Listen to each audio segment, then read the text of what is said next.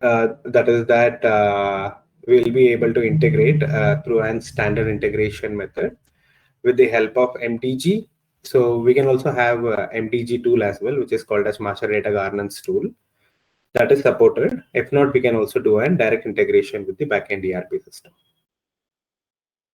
So the high level information on SLP is that SLP module is used for onboarding suppliers into our Ariba system.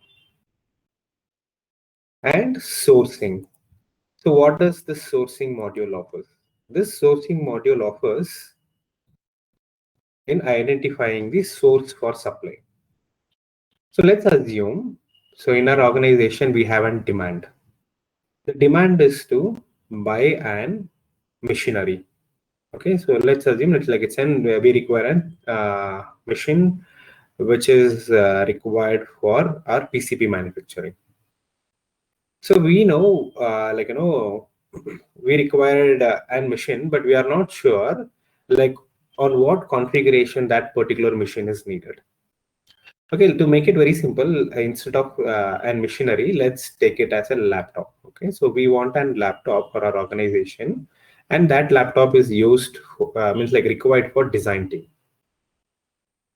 So we know the laptop is needed, but to for that laptop, for handing it over to the design team, so there will be some requirement that is needed, right? We might require some specifications. So only then that laptop will be a perfect or exact match for the requirement. So when we will be going to sourcing activities, that whenever we require information on a product, and whenever we need and source of supply, whenever we need a vendor for procuring that item, so during that case, we will go with sourcing. So sourcing generally handles events. Okay, so in sourcing, we can maintain 3 types of events. One is called as RFI, RFP, and auction. RFI stands for request for information.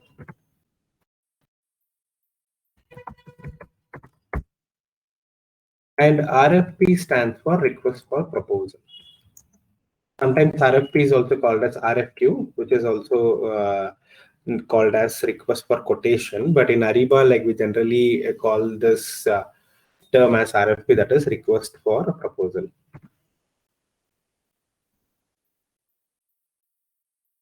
And we have auction. So whenever you want and product information, so what you will do, you will go with request for information. So what you will do, you will invite 10 suppliers and you will tell that I want an product, that is laptop, and that laptop is used for design team where they will be using XYZ tools for designing purpose. So what suppliers will do, suppliers will provide the information saying that I have Lenovo with so-and-so configuration, which will be a perfect suit for you. Supplier 2 will come up and tell, like, I have Dell with 1, 2, 3 configurations, which will be a perfect suit for your requirement. And then HP will come up and tell, like, I have a laptop called ABC, which will be perfect suit for your requirement for your design team purpose. So based on the supplier's information, what buyer will do, he will decide which laptop to procure and he will go with the purchase process. That is what we will be handling here in RFI. So what is RFP? So let's assume, so I got the information now.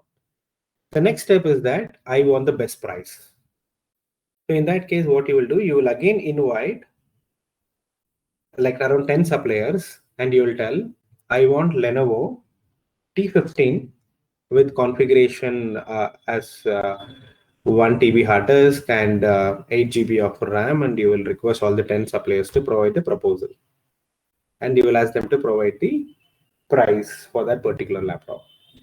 So what supplier will do, they will provide their prices. So one supplier will tell $99 or another one supplier will tell $110. One supplier will tell $89. So whichever supplier provides you the best price, what you will do, you will go with the next follow-on document for the next product purchase. So that is what it is handled here in request for proposal. So what is auction? Auction is an competitive bidding. So you want laptop. So rather than having one price from the supplier, if you want supplier to keep on bidding, and if you want them to provide the best price, so what you will do, you'll go with auction.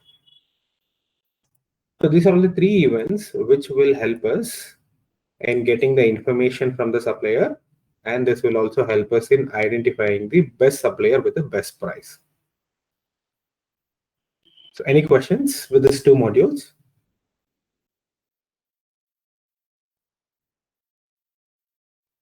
Any question from anyone? No. Okay.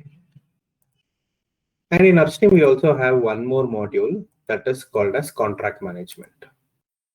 So what is contract management? So in purchase, right? So we have two types of, we will be having two types of purchases. So one is one-time purchase and the other one is long-term purchase, long-term commitment. So long-term commitments are, for example, like you are going to rent an office for next 5 years in that particular monthly rent. So which means your office rent is going to be 5,000 K USD. I mean like 5,000 USD for 1 month. And you have negotiated this 5,000 USD for 1 month for next 5 years. So what you will do, you will generally go with a contract. And this contract is the legal document between buyer and the supplier. And this contract management will help you in negotiating with the supplier on the terms which you want to buy from the supplier. So this renting purpose is a very simple example. Again, like, for any renting purpose, definitely, yeah, we can utilize contract management. And another example, if I can tell, is that let's assume there is an automobile industry and who frequently purchases tires from one particular vendor. Okay, so what that particular organization will do, they will approach the supplier and they will try to negotiate the discounts with the supplier based on a contract term. The buyer will go to the supplier, that is the tire seller, and he will go and tell, see, I see an forecast of buying a tire from you for next 12 months at a price of $50 million. And he will go and ask with him for a negotiation because he is going to have a long-term trading relationship with him. So looking at the long-term commitment, what seller will do? Okay, so he will give an discount on terms. Like, if you are procuring 10 tires from me, I will give you 2% discount. If you are going to procure 50 tires from me in a bulk, then I will give you 5% discount. If you are procuring 100 tires from me, then I will give you 10% discount. So these terms will be negotiated with the supplier, and all these term negotiations will be handled within this contract management module. And this contract management will play a very crucial role in any procurement activities. So these are all the three modules which Upstream offers with respect to procurement. Any questions from anyone?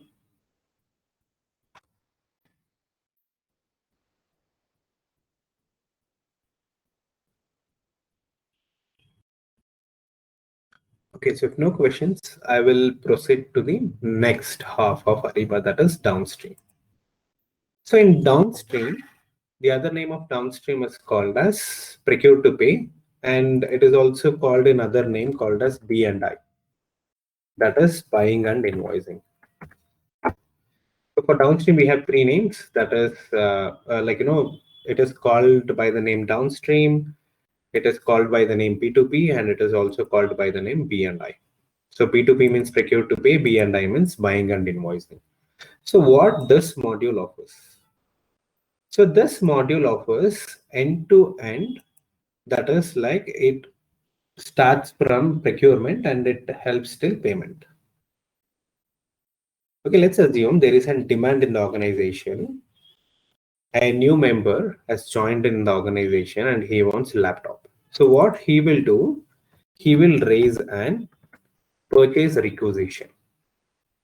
Purchase requisition is an internal document. Okay, so it is not an document between buyer and the supplier. So it is an internal document. As soon as an purchase request is initiated, this purchase request will be routed to the list of approvers. Okay, so this approval flow will be configured as per business requirement. So in what case we will raise an PR. So whenever there is a demand for an purchase, we will raise an PR. Okay. So once the PR is raised and submitted, the purchase requisition will trigger an approval flow. So this approval flow is required to review this request to see whether this purchase is actually needed or not. So upon reviewing, if the approver feels that this purchase is needed, this item is needed for the organization, they will approve this purchase requisition. Upon approving this purchase requisition and follow-on document, purchase order will be created. That is called as PO. What is purchase order? Purchase order is an legal agreement between buyer and the seller. So we as a buyer, we are telling supplier saying that I want laptop for my organization.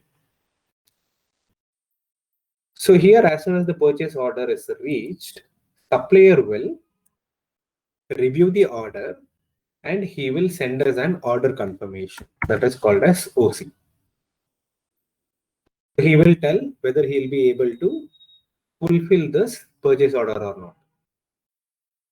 There is a possibility that our purchase order might be for 10 quantity, but supplier might only have 7 quantity at his store. So what supplier will do, he will only send order confirmation for 7 quantities. So in that case, we as a buyer, we need to identify another supplier for another 3 quantities. So that is why order confirmation is needed. Okay.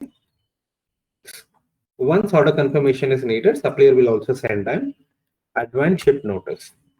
So this advance ship notice will contain information on when they are going to deliver the item and on what mode the item will be delivered. And if there is any expiration date or anything for that particular item that we are going to procure, those information will be updated and maintained in this advance ship notice. So any questions till now?